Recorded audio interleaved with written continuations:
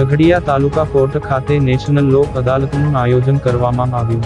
રાજ્યભરમાં ગુજરાત હાઈકોર્ટ દ્વારા નેશનલ લોક અદાલતનું આયોજન કરવામાં આવ્યું હતું।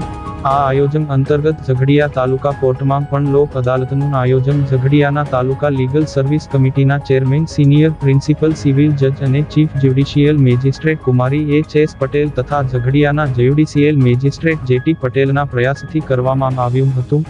આ પ્રસંગે તાલુકા લીગલ સર્વિસ કમિટીના ચેરમેન એચ.એસ. પટેલે સૌને લોક અદાલતની શુભેચ્છાઓ પાઠવી હતી। યોજાયેલ લોક અદાલતમાં કુમારી એચ.એસ. પટેલની અને જે.ટી. પટેલની કોર્ટમાં મળી કુલ 1093 કેસ મૂકવામાં આવ્યા હતા, જેમાં તમામ 129 કેસોનો સમાધાનકારી વલણ અપનાવી નિકાલ કરવામાં આવ્યો હતો।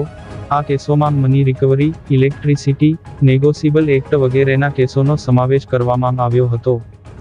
આ પ્રસંગે ઝઘડિયાના મેજિસ્ટ્રેટ જે.ટી. પટેલ, વકીલ મંડળના પ્રમુખ દક્ષેશ રાંદેરિયા તથા સિનિયર એડવોકેટ દિલીપસિંહ નકુમ, અનિલભાઈ પંડ્યા, ગીતાબેન શાહ, અમિત ચૌહાણ, પંકજભાઈ રાણા, અરુણ ચૌહાણ, પ્રિયંકા દેસાઈ સહિતના વકીલો તથા ઝઘડિયા તાલુકા કોર્ટ સ્ટાફ ઉપસ્થિત રહ્યા હતા।